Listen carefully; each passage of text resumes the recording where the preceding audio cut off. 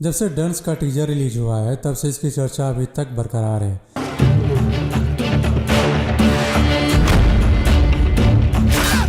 लेकिन इसकी इतनी चर्चा क्यों है, इसमें नया क्या है वो बारीकियां जो डंस को बाकी फिल्मों से अलग बनाती हैं। आइए जानते हैं उन सारे फैक्ट्स के बारे में। तो चलिए शुरू करते हैं। सबसे पहले बात करते हैं एक्शन सीक्वेंस के बारे में। भोजपुरी में ऐसी बहुत सारी फिल्में हैं जिनका एक्शन सीक्वेंस बहुत ही ज़्यादा फनी है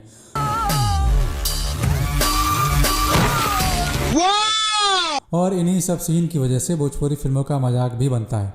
लेकिन अगर ये टीजर किसी ऐसे व्यक्ति को दिखाया जाए जो खेसारी लाल को न जानता हो कि ये कोई भोजपुरी फिल्मों के सुपरस्टार हैं, तो ये बता पाना थोड़ा मुश्किल है कि ये कोई भोजपुरी फिल्म है। फिल्म के किसी भी सीन को अच्छे से शूट करने के लिए जरूरत होती है एक अच्छे लोकेशन की और एक अच्छे सेट की, जो सीन के हिसाब से डिजाइन किया जाता है। ज्यादातर जो बड़ी फिल्में होती हैं, जैसे अगर बाहुबली फिल्म की बात करें तो इसका बहुत ही बड़ा सेट बनाया गया था, इसलिए सीन को रियल दिखाने के लिए सेट की जरूरत होती ही है। और इस फिल्म के लिए भी चंदौली में सेट तैयार किया गया है जहाँ पर इसको शूट किया जा रहा है। अब बात करते हैं प्रोफेशनल एक्टर की। अभी तक भोजपुरी फिल्मों में सिर्फ लीड एक्टर पर ही ज्यादा फोकस किया जाता था। कैरेक्टर एक्टर या विलेन के साथ फाइटिंग सीक्वेंस में काम करने वाले लोग बहुत ज़्यादा प्रोफेशनल एक्टर नहीं होते थे। लेकिन ऐसा लगता है कि डंस के टीजर में जितने भी फाइटिंग सीक्वेंस हैं उसमें शामिल हर एक आर्टिस्ट एक प्रोफेशनल एक्टर है। शायद इसी वजह से इसका फाइट सीन बाकी फिल्मों के जैसा फेक नहीं लग रहा है और कुछ साउथ की फिल्मों जैसा फील दे रहा है।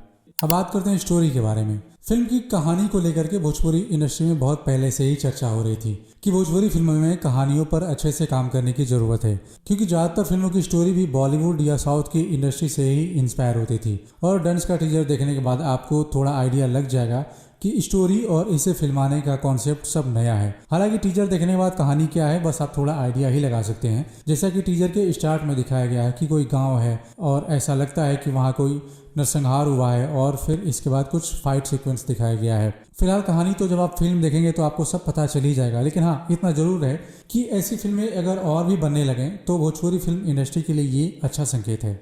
अब बात करते हैं कलर ग्रेडिंग के बारे में। फिल्म मेकिंग प्रोसेस में कलर ग्रेडिंग फिल्म का बेस होता है जो किसी भी फिल्म के सीन को फिल्म की स्टोरी से जोड़े रखता है। इसलिए हर फिल्म का एक कलर टोन होता है उसके कहानी के हिसाब से। जैसे आपने अगर बाहुबली फिल्म देखी है तो जैसी उसकी कहानी है राजा महाराजा वाली, वैसे ही उसकी कलर थीम भी है। ऐसा ही आपको KGF फिल्म में भी देखने को मिल जाएगा। ऐसा इसलिए किया जाता है क्योंकि सीन रियल लगे और स्टोरी से मैच हो जाए।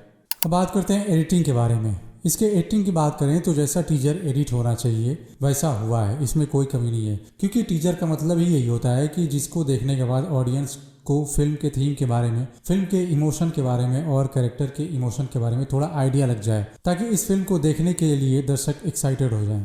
अब बात करते हैं फिल्म के टाइटल के बारे में। ज़्यादातर भोजपुरी फिल्मों का टाइटल भी बॉलीवुड फिल्मों का कॉपी होता था, जैसे रंग दे बसंती, बॉर्डर, करण अर्जुन, विवाह, सत्या और परिवार जैसी बहुत सारी फिल्में हैं जिनका टाइटल बॉलीवुड फिल्मों से लिया गया है और ये भी एक ट्रेंड सा चल गया था। लेकिन डंस एक यूनिक टाइटल है जो इसे बाकी फिल्मों से अलग बनाता है और यही कारण है कि टीजर देखने के बाद आपको कहीं से ऐसा नहीं लगता है कि कोई भोजपुरी फिल्म है। तो ये थी डंस के टीजर से जुड़ी कुछ जानकारी। हमारी ये जानकारी आपको कैसी लगी आप अपनी राय कमेंट बॉक्स में साझा कर सकते हैं। मिलते हैं फिर किसी नए वीडियो में। धन्यवाद।